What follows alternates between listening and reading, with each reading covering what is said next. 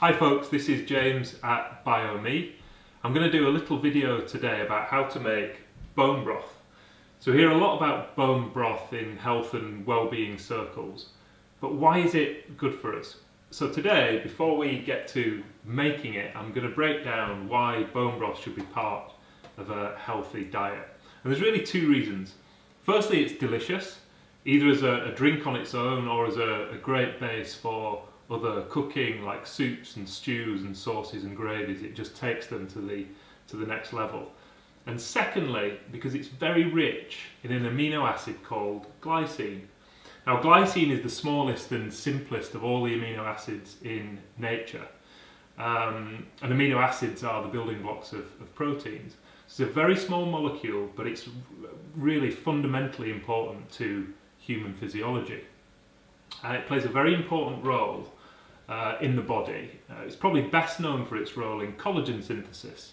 So collagen is the most abundant protein in the body, and of course it's the major component of skin and bone and connective tissue. And glycine is about 30% of collagen, so it's really important for the structures of our body. Glycine is also important in the structure and function of various enzymes, and enzymes enable biochemical reactions to happen in the body. Glycine is also a precursor to some other really important physiological molecules, and you'll have heard of some of these. So heme, as in a part of hemoglobin, so very important for oxygen transport. Creatine's vital in the production of energy in all cells. Glutathione is the master detoxifier in the body. And also purines, and purines are one of the key building blocks of DNA, so life itself. Glycine is also a neurotransmitter in the brain, so it's involved in things like reflex coordination and sensory signaling and pain sensation and sleep. And finally, glycine has a role to play in modulating the immune system and regulating the inflammatory response. So glycine is really important in the body, which makes it even more worrying that we're all pretty deficient in glycine.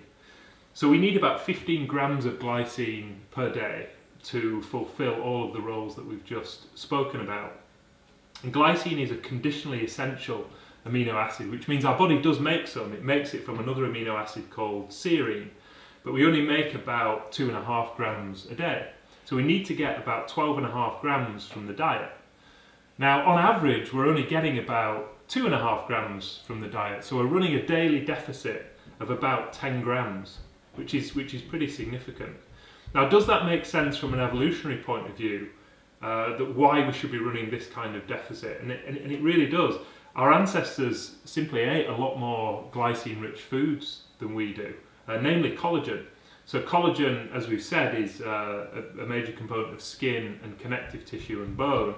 And culturally, we just don't eat a lot of that stuff anymore. Where of course our ancestors did, because they ate the whole animal. The second point here is that we do these days tend to eat a lot of the muscle meat of animals. And muscle meat is rich in an amino acid called methionine.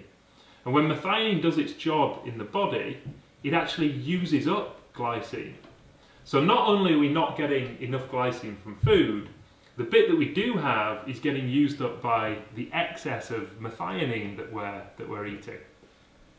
And the result of this deficit is slowed collagen turnover, which starts to potentially be a problem for our joints and our skin.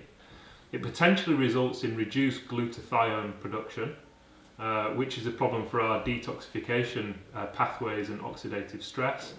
It negatively affects the immune system and also our sleep. It's unclear exactly which other systems are impacted first, but I think it's fair to say that the systems and roles of glycine that aren't fundamental to survival will be hit first. So what do we do about it? Well, we eat more glycine. And we can do that in one of two ways. We can eat it in supplemental form, or we can have it in whole foods. In terms of supplements, you can actually buy pure glycine powder. And we need to have about 10 to 15 grams a day of glycine. So this is a really convenient way to do it. Also, pure glycine is completely dissolvable in water, and it also has a sweet taste. It's as sweet as glucose. So it can be used in desserts, sprinkled on fruit or yogurt, or in smoothies to give a sweet flavour. We can also get supplemental glycine by effectively eating collagen. So collagen comes in this hydrolyzed format, which is a powder, and it's also dissolvable in liquids, even cold liquids. So it works in smoothies, hot drinks, things like that. And because glycine is about 30% of collagen, you'd need to be getting about 30 to 45 grams of this stuff every day. And also gelatin, and this is very similar. Gelatin is effectively cooked collagen. So the same applies to this, about 30 to 45 grams. Again, it works really well in hot drinks, not so well in cold fluid, this one. Or we can get it from whole foods. So as we've said, eating more collagen means eating more skin, more connective tissue and more bone, which on the face of it sounds pretty horrible. But when we think about the specific foods, it's a little bit nicer. So think chicken with lovely crispy skin, or pork crackling, or even pork scratchings if they're good quality. Think slow-cooked gelatinous meats, that sticky creaminess you get from something like an oxtail. That's all the gelatin and collagen coming out. Or when we're talking about bones, this is when we get to bone broth. Cooking bones in water extracts the collagen, the gelatin, the glycine, and then consuming that fluid gives us the glycine that we need. So we're going to talk now a bit about actually making bone broth, and it's really straightforward. So we've got our large stock pot here full of water. I've already boiled this, so it's already simmering here nicely. You don't have to do that. It just speeds up the heating process. You can do it all from cold. And then I've got the ingredients here. So I've got my bones. These are beef bones from grass-fed cows. I get them from my online meat provider, but any butcher will happily give you bones, probably even for free, but if not, pretty cheaply. So they're a really cost-efficient way of getting some good nutrition. I also like to put a piece of meat in my broth.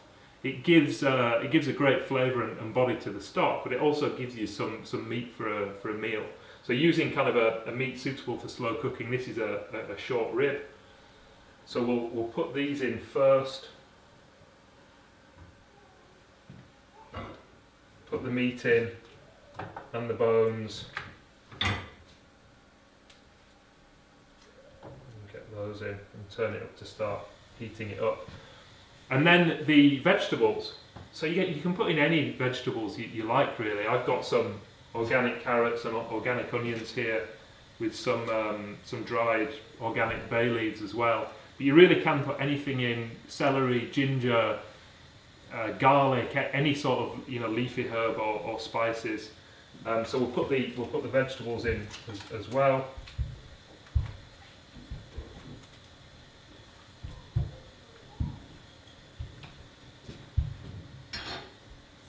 And then all we really need to do is bring that to the boil. So we'll heat that up until it boils. When it's boiling, we'll turn it down to a simmer, put the lid on, and then simmer it away for anywhere between 12 and 24 hours. And it needs that length of time to extract the glycine from the bones. Now I tend to put it on first thing in the morning, so I'll do it before breakfast. I'll have it cooking on the hob all day, so then before bed I can take it off and sort it out and store it. If I get my timings wrong, which is quite regularly, or I want to do it for a little bit longer, I'll do it overnight. But I don't like to have the gas on overnight, so I'll tend to do it in the electric oven. Somewhere between 120 and 140 degrees Celsius works really well.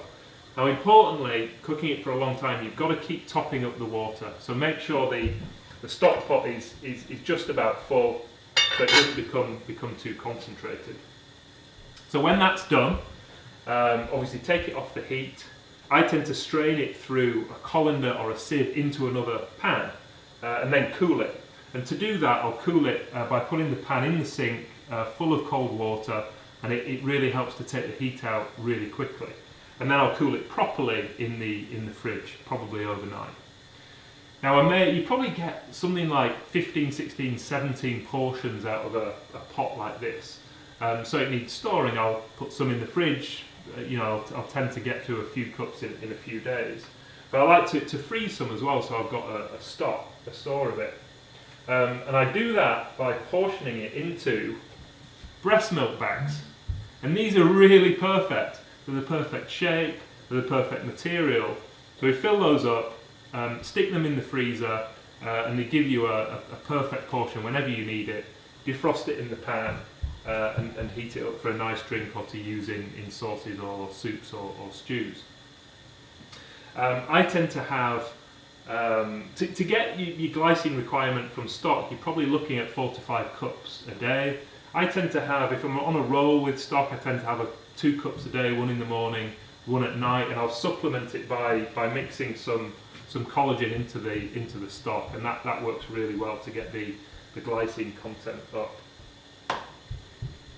So that's it, folks. We've heard about the importance of glycine, how we're not getting enough in the diet, how we could get more in the diet, and bone broth is a really delicious and effective way to do that. So thanks for watching, and we'll see you again soon.